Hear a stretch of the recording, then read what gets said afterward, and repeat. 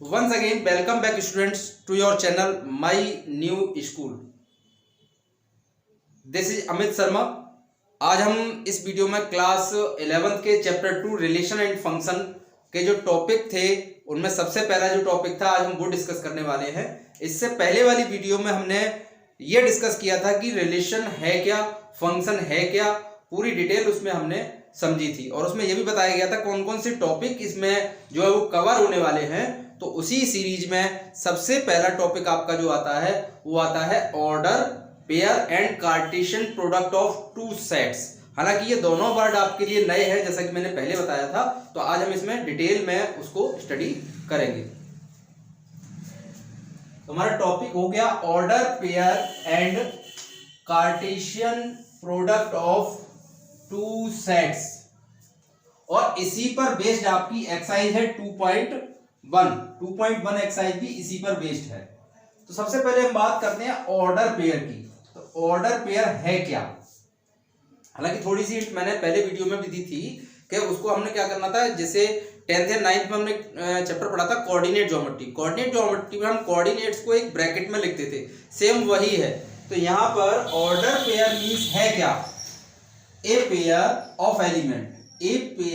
Of elements listed in a specific order.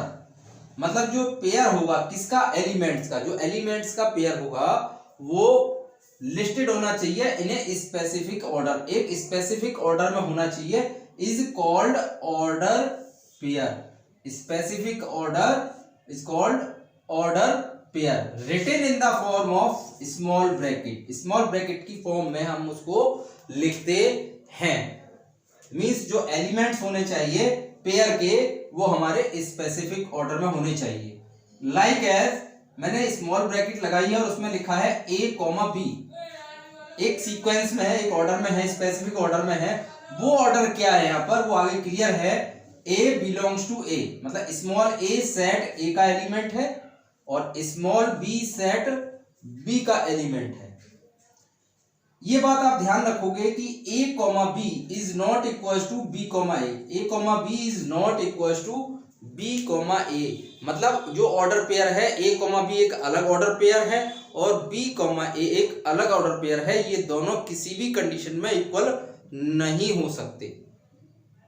For example coordinate geometry में कहीं लिखा है कोई भी पॉइंट का कोऑर्डिनेट है, सपोज दैट 3,2 और एक है 2,3, तो क्या ये दोनों इक्वल होते थे? 3,2 एक पॉइंट है, कोऑर्डिनेट ज्योमेट्री में हमने पढ़ा था, और 2,3 ये भी एक पॉइंट है। क्या ये दोनों इक्वल होते थे? नहीं होते थे।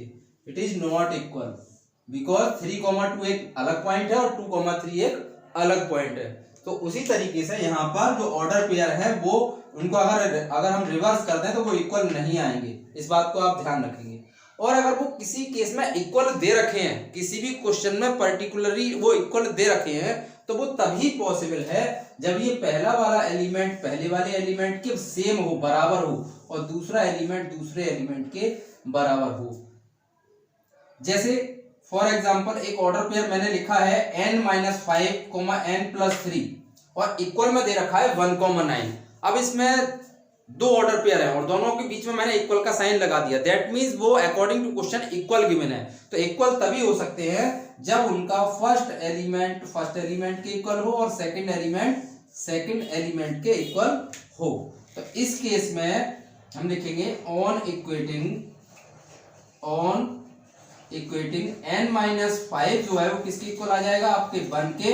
तो you get n = 6 and second n+3 = 9, you get n = 9 - 3, that is n = 6। यानी n = 6 के लिए ये दोनों ऑर्डर पेयर इक्वल होंगे। आप चाहे तो 6 यहां पर पुट करके देख सकते हैं। 6 - 5 करेंगे तो आपको 1 मिलेगा और 6 + 3 करेंगे तो 9 मिलेगा। That means two order pair only when are equal. First element is equal to first element of second order pair and second element of first order pair is equal to second element of second order pair. तो ये आपका एक नया topic था order pair, coordinate geometry से related भी है, और एक ऑर्डर पेयर का आपका यहाँ पर जो इसमें रिलेशन फंक्शन में आने वाला था वो ऑर्डर पेयर मैंने आपको बता दिया क्या है, एक स्पेसिफिक ऑर्डर है, स्पेसिफिक ऑर्डर में एलिमेंट्स को लिखा जाता है, उसी को हम ऑर्डर पेयर कहते हैं, और उसको एक स्मॉल ब्रैकेट में लिखते हैं। और दो ऑर्डर पेयर कभी भी इक्वल नहीं होते, अगर इक्वल है भी तो पहला एलिमेंट पहले के इक्वल होगा, दूसरा एलिमेंट दूसरे एलिमेंट के इक्वल होगा। तो आपका ऑर्डर पेयर अच्छे से क्लियर हो गया। नेक्स्ट हमारा टॉपिक आता है Cartesian product of two sets. Cartesian product of two sets ये क्या है? Cartesian product is defined as, Cartesian product of two sets is defined as set of all order pair, set of all order pair of elements from A, यानी जितने भी हमारे order pair हैं किसके? Of elements, elements के, किसके? Set ए के, from A and B, यानी सेट ए में भी एलिमेंट होंगे, सेट बी में भी एलिमेंट होंगे, तो वहां से हमारा एक ऑर्डर पेयर बनेगा। वो डिनोट किया जाएगा किससे? ए क्रॉस बी से। मतलब पहली बात, कार्टेशियन जो प्रोडक्ट है, कार्टेशियन प्रोडक्ट को हम ए और बी के बीच में एक क्रॉस का साइन लगा देते हैं, मतलब मल्टीप्लाई का साइन लगा देते हैं, लेकिन हम उसको पढ़ते कैसे हैं? ए क्रॉस प्रोडक्ट बी। अब ए क्रॉस प्रोडक्ट बी में जो कार्टेशियन प्रोडक्ट में एलिमेंट्स लिखे जाते हैं वो सेट ऑफ ऑर्डर पेयर होते हैं, set of all order pair. तो ऑर्डर पेयर मैंने लिख लिया यहाँ पर मिडिल ब्रैकेट लगा करके ए कॉमा बी। अब किस तरीके से होता है ये ऑर्डर पेयर? जिसमें पहला एलिमेंट, मतलब यहाँ पर स्मॉल ए है तो स्मॉल ए सेट ए का एलिमेंट होगा और स्मॉल बी सेट बी का एलिमेंट होगा। ए जो है सेट ए का और बी जो है सेट बी का। यहाँ पर ये भी बात ध्यान रखने की है कि जो पहला एलिमेंट लिखा जा रहा है वो पहले एलिमेंट का ही, पहले ही सेट का एलिमेंट होना चाहिए, और जो दूसरा एलिमेंट लिखा जा रहा है वो दूसरे सेट का एलिमेंट होना चाहिए।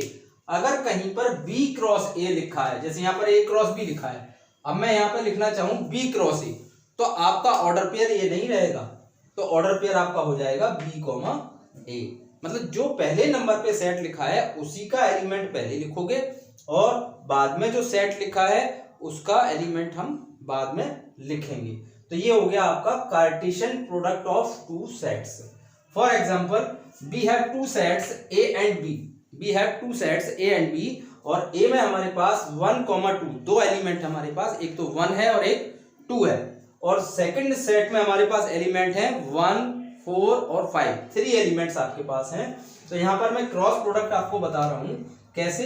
इस 1 को बी के तीनों एलिमेंट के साथ रिलेट करना है। मीन्स 1 के साथ आप 1 लिखोगे पहला ऑर्डर पेयर, फिर 1 के साथ 4 लिखोगे दूसरा ऑर्डर पेयर कॉमा लगा के, फिर 1 के साथ तीसरा order pair 1,5। Similarly second element 2 का पेयर 2,1, फिर 2,4 और 2,5।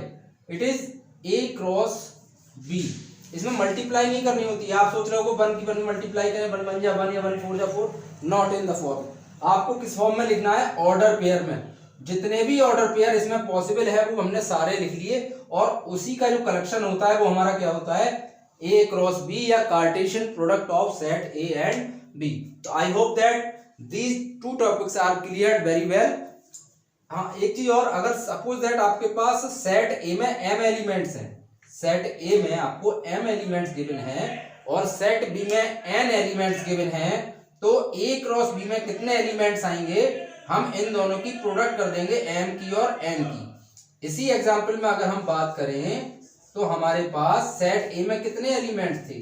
सेट ए में हमारे पास थे 2 एलिमेंट्स, देखो 1 और 1 2, और सेट बी में कितने एलिमेंट्स थे? हमारे पास 3 थे। अब हमारे पास हमें चाहिए ए क्रॉस बी में कितने एलिमेंट होंगे?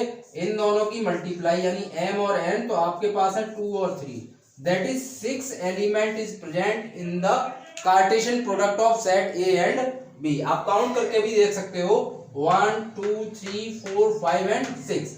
अगर हमारे पास ये पूरे सेट नहीं गिवन है, सिंपली इतना गिवन है कि सेट ए में 2 एलिमेंट है, सेट बी में 3 एलिमेंट है, और आपसे पूछ लिया जाए ए क्रॉस बी में कितने एलिमेंट आएंगे, तो सिंपली उनकी मल्टीप्लाई कर दो, 6 एलिमेंट आएंगे। अब इसी को हम रिप्रेजेंट करके दिखा रहे हैं represent Cartesian product by arrow diagram, by arrow diagram. Arrow diagram में हम क्या करते हैं, टू सर्किल्स को लेते हैं, टू सर्किल्स को, पहले सर्किल को पहले सेट का नाम देते हैं और दूसरे सर्किल को दूसरे सेट का नाम। तो हमारे पास दो सेट थे, एक सेट ए था और एक सेट बी था। तो पहले वाले सर्किल को हमने सेट ए नाम दे दिया, दूसरे वाले सर्किल को सेट बी नाम दे दिया। और ए में जो एलिमेंट्स हैं वो आप पहले लिखो। ए में हमारे पास एलिमेंट कौन कौन से थे, 1, 2, तो ये 1 आ गया और ये 2 आ गया। सिमिलरली सेट बी में कौन कौन से एलिमेंट है हमारे पास, 1 है, 4 है और 5 है। 1 लिख दिया, 4 लिख दिया, 5 लिख दिया। अब एरो से कैसे दिखाएंगे, 1 का जो कनेक्शन है वो 1 के साथ, फिर 1 का 4 के साथ, फिर 1 का 5 के साथ। Similarly 2 relate with 1, 2 relate with 4, 2 relate with 5। यहां से भी क्लियर हो रहा है, 1 1 से रिलेट हो रहा है, 1 4 से, फिर 1 5 से। 1 जो तीनों से हो रहा है, 1 से भी, 4 से भी और 5 से भी। फिर आएगा 2, तो 2, 1, 2, 4, 2, 5। ये बात ध्यान रखो, ये जो एरो डायग्राम बनाया गया है वो ए क्रॉस बी का बनाया गया है, जिसमें हमने पहले ए लिखा है, बाद में बी लिखा है। अगर बी क्रॉस ए निकालना होगा तो बी पहले आ जाएगा और ए बाद में आएगा, और यही ऑर्डर पेयर हमारे क्या हो जाएंगे, रिवर्स हो जाएंगे। तो आपके दोनों टॉपिक जो थे आपके, एक तो आपका ऑर्डर पेयर था और दूसरा Cartesian product of two sets था, दोनों अच्छे से क्लियर हो गए। अब हम इन्हीं दोनों टॉपिक पर एक एक एग्जांपल लेकर के सॉल्व करते हैं, जो कि एक्सरसाइज 2.1 उस पर बेस्ड है। Question number 1, order pair x/3 + 1, y-2/3 equals to order pair 5/3, 1/3। ये दोनों ऑर्डर पेयर आपको इक्वल में गिवन है और आपको फाइंड करना है value of x and y, x और y की वैल्यू फाइंड आउट करनी है। यू नो या we know that very well, if two order pair are equal, it is only when possible first element of first order pair is equal to first element of second order pair and second element is equal to second element of second order pair. So that's why we equating both side. आप equating करेंगे तो आपको first element की equal रखना होगा, x/3 + 1 equals to 5/3। After simplification you get 5/3 - 1/1, that is 5 - 3/3, और x/3 equals to 2/3। 3 से 3 cancel out, you get x is 2. The value of x is 2. Similarly, y-2/3 equals to 1/3. Second element is equal to second element. After simplification, 1/3 plus 2/3, y equals to 3/3, that is 1. So the value of x and y is 2, 1. अब now second question. Second question is a equals to 7, 8 and b equals to 5, 4, 2. We have given two sets A and B, and you have to find A cross B and B cross A and number of A cross B. तीनों आपको बताने हैं। सबसे पहले बात करते हैं A cross B की। तो पहले A लिखा है, आप इस बात को ध्यान रखेंगे, पहले A लिखा है तो आप A को ही टारगेट करोगे। मीन्स जो इसका पहला एलिमेंट है 7, उस 7 के साथ इन तीनों एलिमेंट्स को एक एक करके ऑर्डर पेयर में लिखोगे, यानी 7 को 5 के साथ, 7 को 4 के साथ, 7 को 2 के साथ। तो लिखते हैं पहले, क्या आएगा ऑर्डर पेयर, 7, 5, 7, 4, 7, 2। अब now we take second element. Second element of set A is 8। 8, अब 8 को आप इन तीनों के साथ रिलेट करोगे, यानी 8 को 5 के साथ, 8 को 4 के साथ, 8 को 2 के साथ। तो 8, 5, 8, 4 and 8, 2. It is the Cartesian product of A cross B. अब इसमें आपसे B cross A भी पूछा है, तो सीधी सी बात है, जो A cross B निकाला है उसी का जस्ट रिवर्स कर दो, उसी का जस्ट रिवर्स कर दो, या फिर B के जो एलिमेंट है उनको पहले लिखना है, A के एलिमेंट्स को बाद में लिखना है।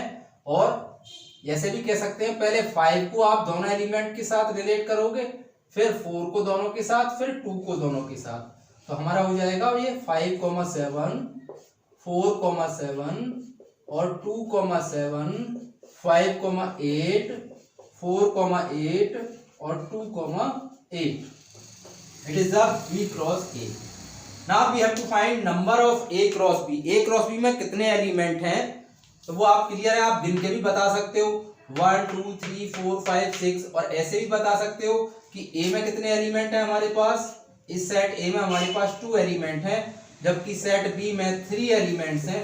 सो you get number of element set A cross B या A Cartesian product B 6 element are present. तो आज हमने इस वीडियो में एक्सरसाइज 2.1 पर बेस्ड जो क्वेश्चन थे और इस पर जो हमारे टॉपिक थे order pair and Cartesian product of 2 sets, वो अच्छे से क्लियर कर लिए। ओके स्टूडेंट, अब हम नेक्स्ट वीडियो में मिलते हैं एक्सरसाइज 2.2 और एक नए टॉपिक के साथ रिलेशन।